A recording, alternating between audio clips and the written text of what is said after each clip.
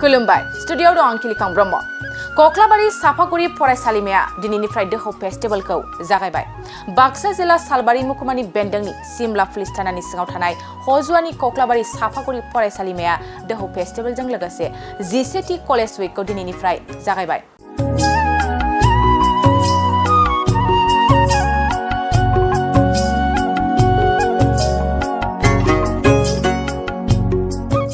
मख'नो गोनांदि बे हाबाफारिया सानबानि थाखाय खुंफुंजादों अदेबानि गेलेमु हारिमु आरो थुनलाइयारि बिथिंनि गासैबो हाबाफारिफ्रा मेहेरगोनाङै जाफुंगोन होनना कक्लाबारि साफागुरि फरायसालिमानि गोरायुं जौरां बर' बिथाङा फोरमायो बे हाबाफारिखौ 22 नं कक्लाबारि बियाबनि एमसिएलए मन्टु बर' बिथाङा बेखेवनानै होयो आरो खौरांगिरिनि गेजेरजों बे रोखोमनि हारिमुआरि हानजा सुरनाय समाजाव गेदेर बिफाव लायो मख'नो गोनांदि बे हारिमुआरि हानजा सुरनायाव बर'नि राजखान्थि रांखान्थि समाजखान्थि बायदिखौ कक्लाबारि साफागुरि फरायसालिमानि फरायसाफ्रा दिन्थिफुङो अदेबानि बे हारिमुआरि हानजा सुरनायाव बर' बाथौ धोरोम सिबिनाय इन्दि खुन्दुं लुनाय हिसान दानाय बादारि नाहा थांनाय मैगं खानाय बैसागु मोसानाय बायदि बायदिखौ बिथा खालामनानै लानाय जायो आं केसि कलेजनि स्टुडेन्ट इउनियन आरो स्टाफखौ साबायखर होनो लुबैदों बिथांमोना दिनै 10थि कलेज उइक थामहिनबा दोहौ जि फेस्टिभेल बे दोहौ फेस्टिभेलखौ जागायजेननायाव बेखेवगिरि महरै लेंहरनायनि थाखाय आं आसा खालामो केसि कलेजनि फरायसा खौसेथि हान्जाया दिनै जिखिनि हाबाफारिखौ लानानै जागायजेनबाय जोंनि बर'नि जिखिनि आसारखान्थि ना गुरनायानो जा थावख्रि लुनायानो जा एम्फौ फिसिनायानो जा बायदि बिथिं फारसे बिथांमोना दिनै हाबाफारिखौ लानानै हारिमुआरि हान्जा सुरनाय हाबाफारिखौ लादों बेयो जोंनि थाखाय मोनसे गोजोनथाव बाथ्रा जाय बुस्थुआ जोंनि गेजेरनिफ्राय लासै लासै गोमालांनो मोनसे अबस्थायाव बे अबस्थाखौ बिथांमोना बा दानि लाइमोनफोरा गोसोखांफिननानै रायजोनि गेजेराव दिन्थिफुंनो थाखाय जि हान्जा सुरनाय बे हान्जा सुरनाया साबायखर होथावथाव होननानै आं सानो आरो बेजों लोगोसे कलेज उइकजों जिहेतु दोहौ जि मोनसे फेस्टिभेल बे फेस्टिभेलजों लोगोसे बे हारिमु हान्जा सुरनायनि अनगायैबो माखासे गेलेनाय बिथिं माखासे थुनलाइनि बिथिं माखासे हारिमुनि बिथिं बायदि बिथिङाव बिथांमोना बादायलायनाय हाबाफारि लादों होननानै आं मिथिना मोननाय जादों आरो बेयाव बाहागो लानानैबो गावसिनि जिखिनि रोंगौथि बे रोंगौथिखौ लाखिलांनो हाथों जाहाथे बेखौ आं इसोरनाव आर'ज गाबबाय आरो गेवलां मेलबो दं होनना खोनादों आङो बे गेवलां मेलावबो बिथांमोना बायदिसिना बाथ्रा दान्थे बायदिसिना बिथिं फारसे सावरायलायनायनि गेजेरजों आथिखालनि लाइमोन बैसोआव जिखिनि जोंनि ओनसोलनि जिखिनि गाज्रि बारहावा बे गाज्रि बारहावायाव सांग्रांथि खालामनायनि मिजिंजों गेवलां मेलाव सावरायनायावबो बिथांमोना जाहाथे मोजाङै बाहागो लागोन आरो जोंनि ओनसोलनिफ्राय नैबे केसि कलेजनिफ्राय बा नैबे सिमला ओनसोलनिफ्राय बा आंनि समस्ति कक्लाबारि समस्तिनिफ्राय लाइमोनफोरा जाहाथे बायदिसिना गाज्रि थासारिनिफ्राय गोजानाव थानायनि जिखिनि सावरायनाय जिखिनि सांग्रांथि बे सांग्रांथिया नैबे दोहौ फेस्टिभेलनि गेजेरजों गुवारै सावरायनायनि गेजेरजों मोनसे होबथानायनि जिखिनि राहा बा फोजोबनायनि मोनसे राहा बेयो जाहाथे मोजाङै मोजां जाना थांगोन बेखौ आं आसा खालामो आरो लोगोसे नैबेयाव खमानो 700नि बांसिन फरायसुलिफ्रा फरायो आरो बे आं आसा खालामो नैबे सावरायनायनि गेजेरजों नैबे दोहौ फेस्टिभेलनि गेजेरजों जुदि जों इसे सोलायनाय लाबोनो हायोबा बै 700नि बांसिन फरायसुलिफ्रा जोंनि समाजनि थाखाय मोनसे मोजां खामानियाव बाहागो लानो हायोबा निस्सय जोंनि ओनसोलनिफ्राय गोबां मोजां लाइमोनफ्रा जोनोम जागोन होननानै आं सानो आरो बेबायदि हारिमुआरि हान्जा सुरनाया ओनसोलाव माबायदि बिफाव लादों सरासनस्रायै नैबेखौ मोनसे बादायारि नोजोरजों नैबे केसि कलेजआ खुंदोबाबो नैबिदि हारिमुआरि हान्जा सुरनाया जोंनि ओनसोलफोराव जोबोरैनो गोहोम खोख्लैयो होननानै आं सानो मानो होनोबाथाय आथिखालाव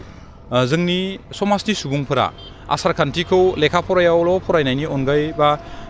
टिभि बायदिसिना मिडियाफ्राव नायनायनि अनगायैबो गावनो मावनानै दिन्थिनाया जोबोद खम मानो होनबाथाय दिनै केसि कलेजाव आं नुदों भेलागुर लुनानै भेलागुरनि जिखिनि अबस्था भेलागुर लुनाय समाव भेलागुर सावनाय समाव मा अबस्था थायो बेखौ बेयाव दिन्थिनाय जादों एम्फौ फिसिनायनि इन्दि खुन्दुं दिहुननायनि ना गुरनायनि मैहुर खालामनायनि बिथांमोना बेयाव सावगारि रोखा फोरमायदों जों गोदो लेखा फराफ्राव जों बेफोर बाथ्राखौ नुयोमोन बा जोंथ' इसे मोनबोदों अरिजिनेलिबो नाथाय आथिखालनि जिखिनि लाइमोन बा देरफुनाय फरायसुलिफोर दं बिथांमोना नाथाय बेखौ लेखायावल' मोनदों दिनै दिन्थिफुंनायजों लोगोसे बिथांमोना गावनो मावनानै दिन्थिदो आं आसा खालामो बियो फरायसुलिफोरखौ मोनसे मैखोम गोहोम खोख्लैनायजों लोगोसे समाजावबो मोनसे मोजां बिफाव खालामदो होननानै आं सानो दा बिनि गेजेरजों जों जोंनि हारिमुआरि आसारखान्थिफोरखौ जोंनि बर'नि जिखिनि आसारखान्थिफोर बे आसारखान्थिफोरखौ गोमालांनो हमनाय आसारखान्थिफोरखौ बोखांफिननायजों लोगोसे दिन्थिफुंनायजों लोगोसे जोंनि थासारिफोरखौ एसे मोनसे गोसोखांहोफिननायनि थाखाय मोनसे मोजां राहा होननानै आं सानो आरो नुनो मोनो जे आथिखालाव डिजिटेल मुगायाव बेफोरबायदि हान्जा सुरनाय एवारनेस होनायखौ गोबां मानियै बा डिजिटेल मुगा होननानै गोबां ससियेल मिडियायाव नांथाबनायखौ जों नुनो मोनो बे सिङाव मा बुंगोन? थारैनो आथिखालाव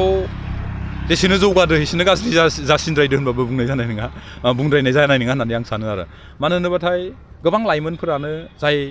गावनि हारिजों गावनि आसारखान्थिजों सोमोन्दो गैया बा ओरैनो जानला मोनलायै थालाबायो बेफोरबायदि लाइमोनफोरनि गेजेराव नैबायदि हान्जा सुरनाया ओरैनो दिन्थिफुंनायल' होनना सानना थानो हागौ आरो बा ससियेल मिडियायाव बायदिसिना गाज्रि माखासे कमेन्ट होनो हागौ नाथाय नैबायदि हारिमु हान्जा सुरनाया सोरखौबा सासेदि बिथांमोननि अनगायै सोरखौबा समाजनि सोरखौबा सासे सुबुंखौ बा समाजनि बर' फरायसाफोरखौदि बियो गोहोम खोख्लैयाखै बियो जानो हाया आरो बिनि गेजेरावनो बेफोरबायदि सुबुंफोर बायदिखौ गोहोम खोख्लैयाखैबो जानो हागौ नाथाय गोबां समाजनि थासारिखौनो नैबायदि हारिमु हान्जा सुरनाया गोहोम खोख्लैनो हायो होननानै आं सानो आरो गिबियावनो कक्लाबारि सापागुरि कलेजनि जानानै गासै रायजो राजानिसिम गाहाम हामलायनायखौ जासिहरग्रोबाय दिनै जों कक्लाबारि सापागुरि कलेजाव 11 कलेज उइक जायखौ जों थांनाय बोसोरनिफ्राय दोहौ फेस्टिभेल मुङै दोननाय जादों बेखौ जोङो दिननिफ्राय स्टार्ट खालामबाय आरो बे फेस्टिभेलखौ जोङो सानबानि हाबाफारि लानानै दिननिफ्राय जागायनानै 22 मार्चआव जोबैनाय जोङो बे प्रग्रामखौ लानाय जादों आरो बे प्रग्रामावहाय जोङो दिनै कालचारेल प्रसेसन आरो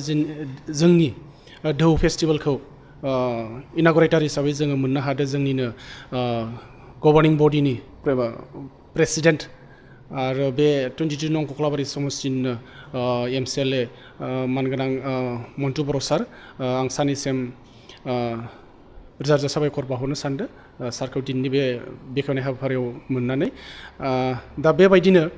जोंनि जिथु रेलि बेवहाय जोङो भेराइटिस थेम लानानै बेखौ श' खालामनाय जादों आरो जोंनि जिथु सानबानि हाबाफारि बेवहाय जोङो दिनै स्टार्टिं हिसाबै जोङो लादो मेथाइ रोजाबनाय मोसानाय कम्पिटिसन आरो गाबोननिफ्राय जोङो मेजर गेम्स माइनर गेम्स खारनाय बारनाय बेफोर हाबाफारिखौबो लादो आरो बेयाव जोङो लिटारेरि कम्पिटिसन हिसाबैबो भेराइटिस कम्पिटिसन लानाय जादों माबाफोर थांखि दङ नामा बे दोहौ फेस्टिभेलखौ दा जेरै गासै कलेजानो गावबा गावनि कलेजाव कलेज उइक खुङो स' बेबायदिनो जोङो जोंनि स्टुडेन्टसफोरखौ लानानै जाहाथे बे दोहौ फेस्टिभेलनि गेजेरजों जोङो गथ'फोरनि टेलेन्टखौ जोङो दिन्थिनो हायो दा जोंनियाव above 650 स्टुडेन्टस जिहेतु दङ सोरनियाव मा टेलेन्ट दं बेखौ जोङो नुनो मोना दा बे दोहौ फेस्टिभेलाव जेरै कम्पिटिसना जालांबाय थागोन जोङो जोंनि टेलेन्टेड गथ'फोरखौ जोङो बेयावनो जोङो नुनो मोनगोन आरो बिसोरनि टेलेन्टखौ नायनानै जोङो जाहाथे बिसोरखौ उनफोराव इन्टार कलेज कम्पिटिसन नङाब्ला बेबायदिनो कलेजनि कम्पिटिसनफोराव जोङो जाहाथे बिसोरखौ थिनहरनो हायो जों बेखौ सानदों हारिमुआरि हान्जा सुरनायाव गाहायै मा माखौ दिन्थिफुंनाय जादों दिनै जोंनि जिथु कालचारेल रेलि बेवहाय जेरै जोङो डिपार्टमेन्ट वाइज कम्पिटिसन बायदिहाय बेखौ होनाय जादों जाहाथे बयबो एक्टिभलि पार्टिसिपेट खालामो आरो जोङो पलिटिकेल साइन्स डिपार्टमेन्ट हिसाबै जोङो नुनो मोन्दों वुमेन इम्पावारमेन्टनि सायाव लानाय जादों जाहाथे दिनै वुमेनफोरखौ इम्परटेन्स होनानै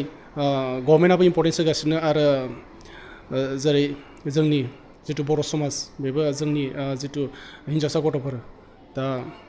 वुमेनफोरखौ लानानै जोङो जिहेतु इम्परटेन्स होनांगौ मानो होनब्ला दिनैनि इडुकेसननि फिल्डआवनो जों जुदि नायनो थाङोब्ला आरो स्पर्ट्सनि फिल्डआव जों जुदि नायनो थाङोब्ला जों नुगासिनो मा वुमेन्सफोरनि पार्टिसिपेसन आरो बिसोरनि जिथु टेलेन्ट बियो माने डेभेलप जाबोगासिनो स' बेनिखायनो जों सानदों जिथु पलिटिकेल साइन्स डिपार्टमेन्टआ बे थेमखौ लादो जोबोद गोजोननाय मोनदों जे मोजाङै जुदि सोलोंथाइ होयोब्ला मोजाङै जुदि हिन्जावसा गथ'फोरखौ केयार लायोब्ला जोङो बिसोरनि जिथु टेलेन्ट बेखौ श' खालामनो हायो जोङो मोजां सोलोंथाइ होनानै बिसोरखौ लयार बानायनो हायो डक्टर बानायनो हायो स' बेखौ जों नुनो मोन्दों आरो बर' डिपार्टमेन्टआव जों नुनो मोन्दों बिसोरो बर'नि ट्रेडिसनखौ लादो जेरैहाय थावख्रि लुनाय लादो एम्फौ फिसिनाय खुन्दुं थुननाय बेनिफ्राय नाहा थांनाय दा बेयाव जिथु थावख्रि लुनाय आरो एम्फौ फिसिनाय स' बेफोर जिथु कालचार बेयो जोंनि बर'नि गेजेराव दंमोन दा बे कालचारखौ जों खम नुनो मोनो दा जोंनि जिथु एम बियो बेनो जाहाथे बेफोरखौ शो खालामनानै आरोबाव बे जोंनि जिथु कालचार बेखौ फोथांना लाखिनो हायो दा जेरैहाय जों बेयाव नुनो मोन्दों मा थावख्रि लुनाय बेबो जोंनि बर'नि गेजेराव खम नुनो मोनो दा जिहेतु बिटिआर गभर्नमेन्टआ हेन्डलुम टेक्सटाइल आरो जितु मडेल हेन्डलुम भिलेज हिसाबै किसुमान गामिफोरखौ लानानै इम्परटेन्स होनाय जादों स' बेफोर टारगेटखौनो लानानै होनाय जादों जाहाथे जोंनि बर' आइजोफोराबो दानाय लुनायाव एसे गोसो होनानै आवगायलांनो हायो न'खरखौ फोथांना लाखिनो हायो आं बेनि थाखाय बिटिआर गभर्नमेन्टसिमबो रोजा रोजा साबायखरखौ बावहरो साख्रि नागिरग्रा सुबुंफोरनि थाखाय गोजोनथाव खौरां गिबि खेबनि थाखाय आरबि मेथमेटिक्स सेन्टारा बाक्सानि सदर मसलपुराव गासै कम्पिटिटिभ एग्जामनि थाखाय गोदानै कचिं सेन्टार बेखेवनो थांगासिनो दं जायफोर सुबुंफ्रा गोजान जायगायाव थांनानै कम्पिटिटिभ एग्जामनि थाखाय कचिं लानो हायाखैमोन बिथांमोना बे बारनिफ्राय बे कचिंनि खाबुखौ आरबि मेथमेटिक्स सेन्टारनि जोहै मसलपुराव मोननो हासिगोन बे कचिं सेन्टाराव बिथांमोना direct requirement 3rd and 4th grade railway SSC army GD Agniveer bank police आरो टेट आनजादफोराव जिरायनो हानाय बायदि रोंगौथि गोनां फोरोंगिरिजों फोरोंथाय होनाय जागोन